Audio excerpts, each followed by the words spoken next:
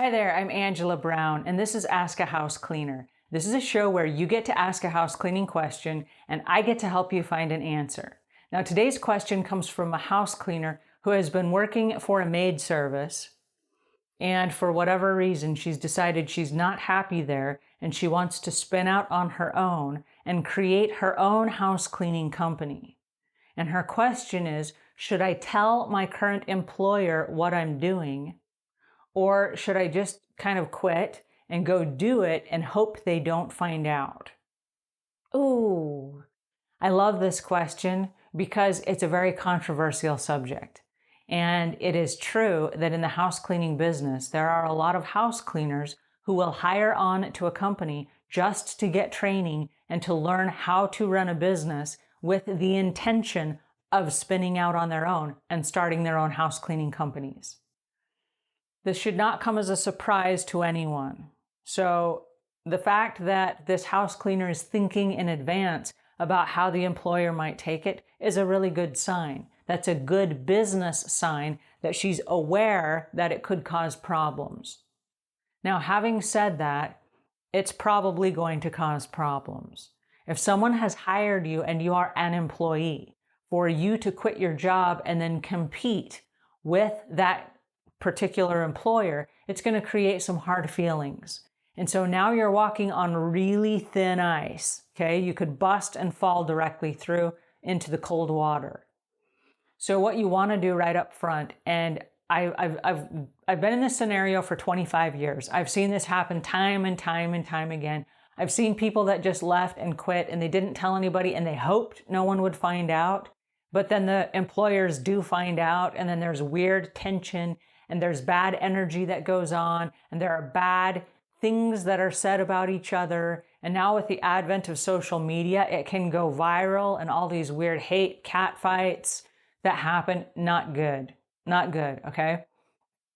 So my recommendation to you is this. If you are grown up enough to have a business, do you know what that entails? Do you know what it takes to run a business? Because if you're just an employee and you've been showing up every day and someone else has been providing the accounts for you, and they've been providing the cleaning supplies for you, and they've been paying taxes for you, and they've been paying insurance for you, and they've been doing all the advertising and marketing for you, do you really know what you're getting involved in? I know it's easy to think, oh, well, I clean houses. That's my job. I'll just show up and I'll clean some more houses. It's not that easy. There's actually a whole entire business model behind running a business. And so it requires some business smarts. And I'm not saying you can't do it because maybe you can figure it out. Maybe there's enough stuff on the internet. Maybe you take a course, whatever, to learn how to run your own business. But running a business is very, very different than just showing up to clean houses when someone else is running the business. So if you're smart enough to run the business, you need to be smart enough to deal with all the different little nuances that are about to hit you next. Because here's what's going to happen. When you go to your employer and you tell your employer that you're quitting, if you are in fact a really good house cleaner, that's going to throw them into a tizzy because now they have to replace you.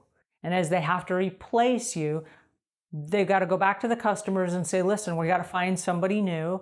Perhaps for a few days or a few weeks or even a month, we can't serve your account because we're short-staffed. They've got to go out to the recruiting process. They got to find somebody they know, like, and trust that they can bring in. They got to train that person and get that person up to speed. So whether you like it or not, you're causing a bunch of problems for your current employer. Now, how do you do that with their blessing? Well, what you have to do, second of all, is look at your non-compete clause. Did you sign something when you took a job at that company that said, I will not compete with this company for 12 or 24 months after I get fired or I quit or I retire?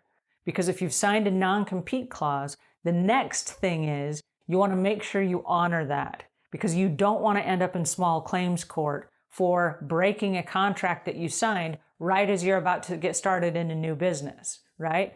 That there's no quicker way to advance you into business life than with a lawsuit. Hi, welcome to business. Boom, here's a lawsuit. You don't want that, right? So don't do that. You don't want to, and let me recommend you do not do this. You do not want to steal customers from your current employer. Now, you might think, well, I love my customers. They're like family to me. I'm the best I do at what I do for these people. That may be true. But if you're grown up enough to start your own business, be grown up enough to go out and get your own customers. Don't take the customers from your current employer, okay? There's no quicker way to build bad will than to steal your customers from your current employer. That is bad, bad, bad, bad. Don't do that, okay? Trust me, don't do that. The next thing that you want to do, because you're a grown-up, you're going to go to your current employer and you're going to be honest and you're going to tell them exactly what's going on. You're going to say, hey, Marty, I've been working for you for 4 years. I gave you my heart and soul for 4 years. You provided me a great income that helped me pay for my kids' college education and helped me raise my family, and it paid for my car and all the other things that this job provided for you. So I really appreciate you hiring me. I've loved my time here. And as I mature through my business, I've discovered it's time for me to go out on my own and start my own house cleaning company.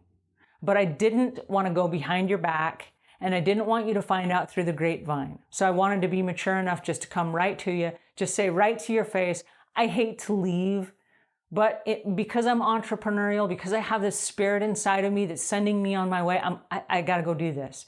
I got to do this for me. And I wanted to come to you first. You know me. You know my work ethic. You know my heart. You know where I'm coming from. Is there any chance you could write me a recommendation letter? Now you've put Marty in a bad spot. And I just say his name is Marty. His name could be whatever. Her name could be whatever. You've put him in a weird spot because he's about to have to replace you, hire somebody, go through all the training, all that stuff. But now he knows. Now he knows exactly what your intentions are. And he might be very defensive and say, well, listen, you can't, pick up any clients in this market. No, that's okay. I'm going 20 miles down the road and I won't interfere with any of your customer base here. I will never go back to any of the customers or clients that we've ever had. I don't want to step on your toes. I'm not here to compete with you. All I'm looking for is a letter of recommendation and your blessing.